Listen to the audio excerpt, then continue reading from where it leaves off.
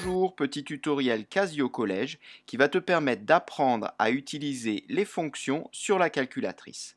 Donc ici, tu le vois, on te donne une fonction f qui est définie par son expression f de x égale à 2x plus 3.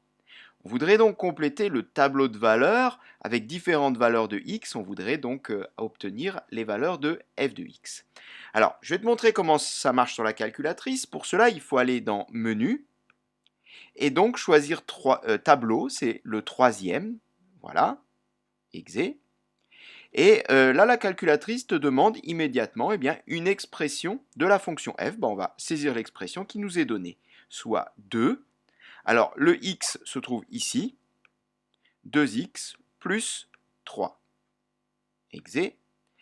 Et tu as la possibilité également de saisir une deuxième fonction. Bon, ce n'est pas le cas ici, on ne travaille qu'avec une seule fonction, donc on appuie sur exe une nouvelle fois, et comme ça, on n'en parle plus.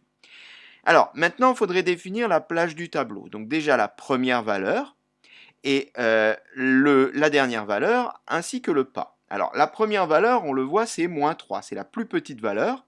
Donc, moins 3, il faut prendre ici le moins de signe en touche secondaire, seconde, moins 3. Entrée.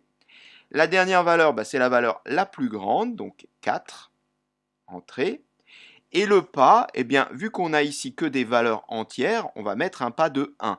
C'est-à-dire que le tableau va prendre comme valeur de x, en commençant par moins 3, puis moins 2, moins 1, 0, 1, 2, 3, 4. Si on mettait un pas de 0,1, alors là, il avancerait de dixième en dixième. Ça serait un pas beaucoup plus fin. Donc celui-ci convient.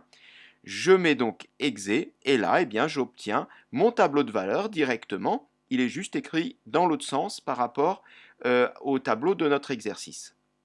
Donc, pour x égale à moins 3, on trouve f de x égale à moins 3. Donc, dans notre tableau de valeurs, en dessous de moins 3, on mettra moins 3.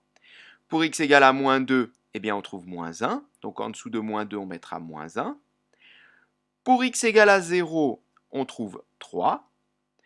Et enfin, alors pour x égale à 4, il faut aller le chercher un peu plus loin. Tout ça, ça ne sert pas. Voilà.